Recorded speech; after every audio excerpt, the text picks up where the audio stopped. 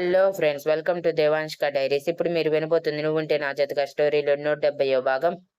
మహాలక్ష్మి పెళ్లి చూపుల మాట ఎత్తగానే మహి గుండె బెలూన్లా పేలిన సౌండ్ తనకి మాత్రమే వచ్చి గుండె మీద చేయి వేసుకుని ఏడుపు మొహంతో, అంటే పెళ్లి చూపులకి ప్రిపేర్ అవుతున్నావా మహా?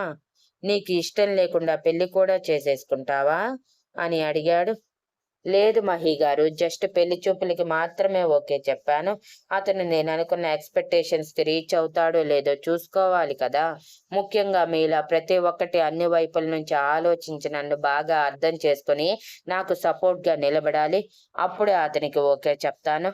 అమ్మ కూడా నా ఇష్టానికి వ్యతిరేకం కాదు కాబట్టి నాకు పెద్ద ఇబ్బంది ఉండదు అని అనగానే, అంటే నీ దృష్టిలో నేను ది బెస్ట్ హస్బెండ్ మెటీరియల్ అని అంటున్నావా అని కళ్ళల్లో మెరుపులతో అడిగాడు.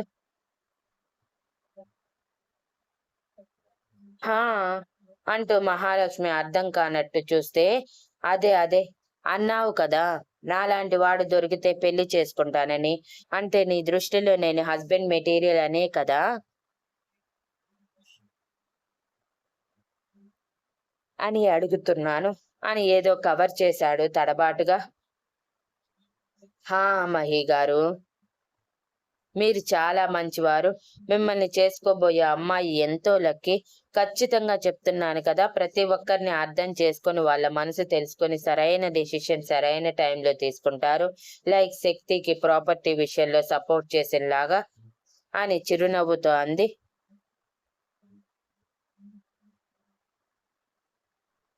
దెబ్బకి మహి క్లౌడ్స్ ఆన్ ఫ్లై అన్నట్టు ఆకాశంలో ఎగురుతూ, థ్యాంక్ యూ థ్యాంక్ యూ మహా అంటూ తనని గట్టిగా హత్తుకుని, నీ నోటి నుంచి ఈ మాటలు నాకెంత ధైర్యాన్ని ఇచ్చాయో తెలుసా అని ఒక అనుభూతితో అంటూ ఉంటే, మహి కౌగిలికి బిగుసుకుపోయిన మహాలక్ష్మి మహి గారు అంటూ కష్టంగా పిలిచింది. హా మహా అంటూ మహాలక్ష్మి షాక్ అయ్యిందని తెలిసిన వదలబుద్ధి కాక, జస్ట్ ఫ్రెండ్లా హక్ చేసుకున్నాను అనుకో మహా, త్వరలో అంటూ తన భుజం మీద తలవాల్చి, త్వరలో నేను లవ్ చేసే అమ్మాయికి ప్రపోజ్ చేయాలని గట్టిగా ఫిక్స్ అయ్యాను మహా. పొరపాటున కూడా తనని వదులుకోవాలని నేను అనుకోవటం లేదు. వదులుకోవాలన్న ఆలోచన నాకు లేదు. ఒకవేళ తను దూరమైతే పిచ్చివాడినవుతానేమోనని భయంగా ఉంది. అంతగా నా మనసుకి ఎక్కేసింది తను. ఖచ్చితంగా నాకు ఓకే చేస్తుంది కదా మహా, నువ్వు చెప్పు అని ఆశగా అడిగాడు. మహి టెన్షన్ పడుతున్నాడని అర్థం చేసుకున్న మహాలక్ష్మి అతని వీపు నిమురుతూ, తప్పకుండా మహి గారు, మీలాంటి వారిని వద్దనుకున్నారంటే ఈ లోకంలో తనకంటే పిచ్చోళ్ళు మరొకరు ఉండరు. మీరు ధైర్యంగా ప్రపోజ్ చేయండి. బట్ ఎలా ప్రపోజ్ చేయాలి అనుకున్నారో నాకు చెప్తారా, మీకు ఇష్టమైతేనే అని అడిగింది. అది మాత్రం సర్ప్రైజ్ మహా, ఎవ్వరికీ చెప్పను అని అన్నాడు. మహాలక్ష్మి మహి ఇంకా తనని హగ్ చేసుకునే ఉన్నాడని గుర్తు చేస్తూ, మహి గారు, నన్ను వదలండి, ఇక వెళ్ళి వర్క్ చేసుకుంటాను అని అంది. తప్పకుండా మహా అని ఖచ్చితంగా మహాలక్ష్మి పెళ్లి చూపులు చెడగొట్టాలని మనసులోనే గట్టిగా ఫిక్స్ అయ్యి తనని వదిలేశాక, ఆల్ ది బెస్ట్ మహి గారు, మీ లవ్ కి గ్రీన్ సిగ్నల్ వచ్చి ఇద్దరి ఇళ్లల్లోనూ మీ పెళ్లికి ఒప్పుకొని త్వరగా మీరు కూడా బావగారిలా లైఫ్ లో సెటిల్ అవ్వాలని మనస్ఫూర్తిగా కోరుకుంటున్నాను అని చిరునవ్వుతో చెప్పి తన ప్లేస్ కి వెళ్ళిపోతే, నువ్వన్న మాటలు నిజం అవ్వాలి మహా. నేను ప్రపోజ్ చేసినప్పుడు నువ్వు నాకు ఎస్ చెప్పాలి. నీ మాటలు బట్టి నువ్వు నాకు నో చెప్పే ఛాన్స్ లేదని అనిపిస్తుంది. అదే హోప్ తో ఉన్నాను అని అనుకుంటూ తను కూడా వర్క్ లో పడిపోతాడు.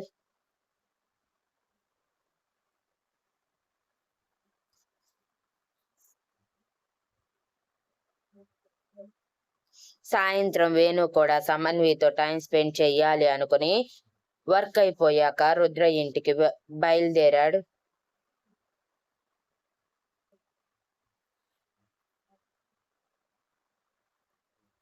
అభి కూడా ఇంట్లో బోర్గా అనిపించడం వలన ఆఫీస్కి వెళ్ళాడు. అప్పటికి ఆఫీసులో రాజేంద్ర గారు అభి లేడని వర్క్ హ్యాండిల్ చేస్తూ ఉన్నవారు సడన్ గా వచ్చిన అభిని చూసి, నువ్వేంటి అభి ఇలా వచ్చావు, ఎంజాయ్ చేయాల్సింది కదా అని అడిగారు. పర్వాలేదులే మావయ్య, ఇంట్లో ఉండి మాత్రం ఏం చేస్తాను చెప్పండి, అందుకే ఆఫీస్కి వచ్చాను. పైగా వర్క్ కూడా చాలా రోజుల నుంచి పెండింగ్ పడిపోయింది కదా, నేను చేసుకుంటాను అని చెప్పి తన ఛాంబర్లో కూర్చొని వర్క్ చేసుకుంటూ ఉంటే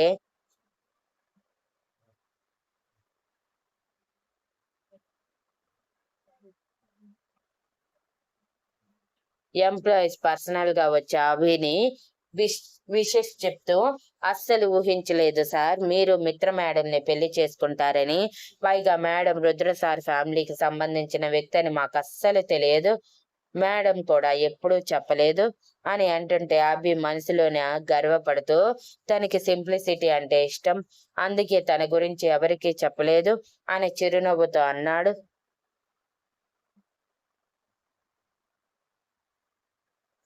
ఎస్ సార్, అదైతే కరెక్ట్ అని అందరూ వత్తాసు పలికారు.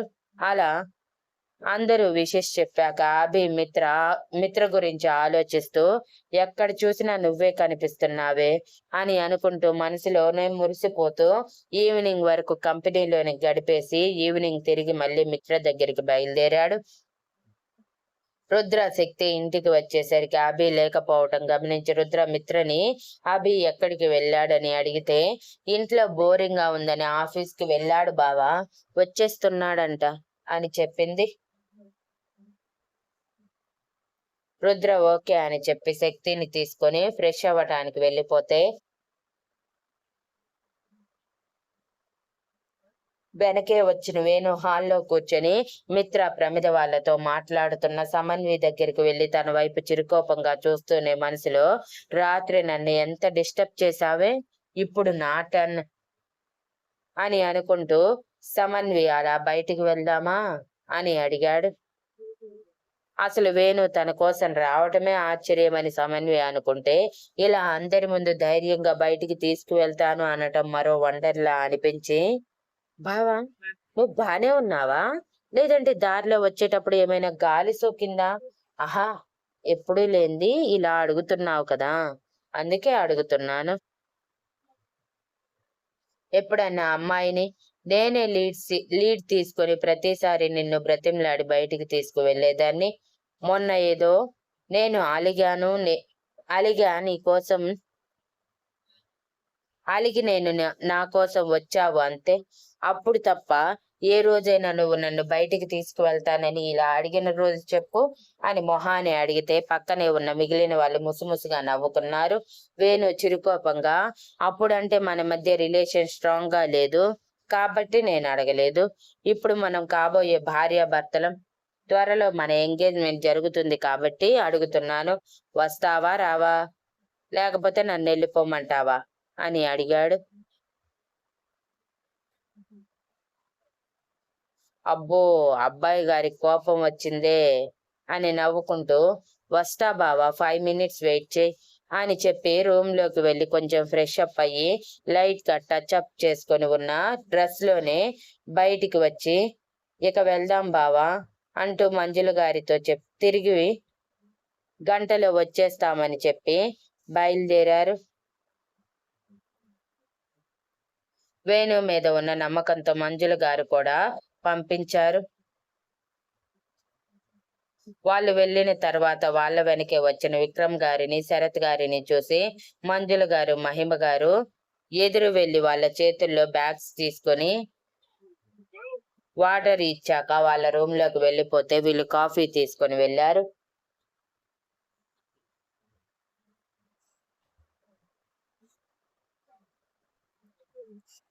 విక్రమ్ గారు ఫ్రెష్ అవ్వటానికి టవల్ తీసుకుని వాష్రూమ్ లోకి వెళ్లేలోపు మహిమ గారు కాఫీ తీసుకువచ్చి విక్రమ్ గారికి ఇస్తూ ఆయన వైపు చూశారు. విక్రమ్ గారు ఆ కాఫీ తీసుకుని పక్కన పెట్టి, మహిమ నీతో కొంచెం మాట్లాడాలి, ఇలా రా అంటూ ఆయన సోఫాలో కూర్చొని తన పక్కనే మహిమ గారిని కూర్చోబెట్టుకున్నారు.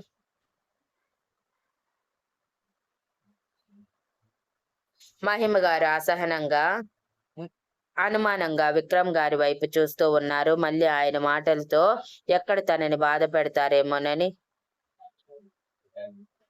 5 నిమిషాల మౌనం తర్వాత, ఏమైంది విక్రమ్ గారు, మాట్లాడాలని చెప్పి ఏం మాట్లాడట్లేదు అని అడిగారు.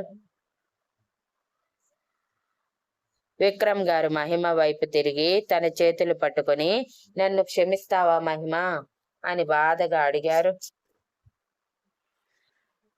అదేంటండి అలా అనేశారు?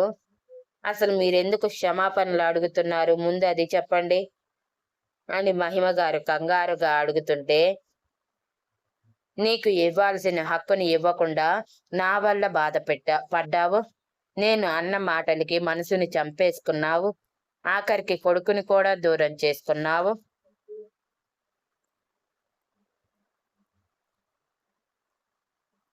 నా వల్లే ఈరోజు కొడుకు ప్రేమ కోసం తప్పిస్తున్నావు మహిమ. ఇదంతా నా వల్లే కదా, అందుకే క్షమాపణ అడుగుతున్నాను. ఇన్ని రోజులు అడగాలని అనుకున్నాను కానీ మాట్లాడే ధైర్యం చేయలేకపోయాను నీతో అని బాధగా అన్నారు తలదించుకొని.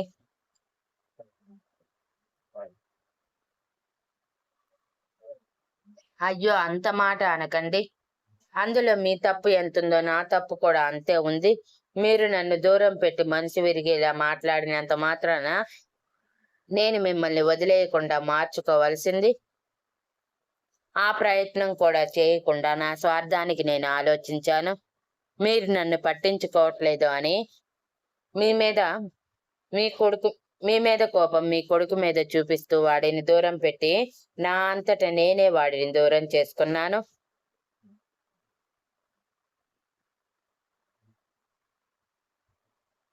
ఇందులో ఎంత మాత్రం మీ తప్పు లేదు. మిమ్మల్ని మీరు ఎప్పటికీ బ్లేమ్ చేసుకోవద్దు ప్లీజ్ అని బాధగా అన్నారు. విక్రమ్ గారు ఏం మాట్లాడకుండా అలాగే బాధగా ఉండిపోతే, ఒక్క ప్రశ్న అడుగుతాను, సమాధానం చెప్తారా ప్లీజ్ అని అడిగారు మహిమ గారు.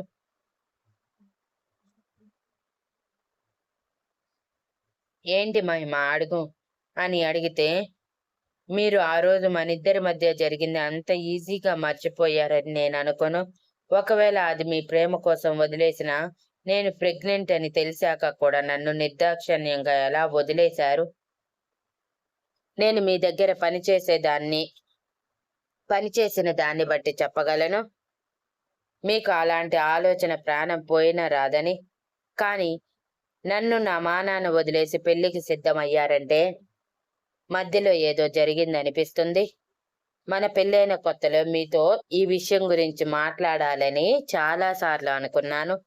కానీ మీరు నాకు మాట్లాడే ఛాన్స్ ఇవ్వకపోవడంతో ఎప్పుడు ఈ టాపిక్ తీసుకురాలేదు. కానీ నా మనసులో ఉండిపోయిన ఈ ప్రశ్న అలానే మిగిలిపోయింది. చెప్పాలనిపిస్తే చెప్పండి, లేకపోతే లేదు అని అన్నారు మహిమ గారు. Thank you for listening and please like, share, comment and subscribe.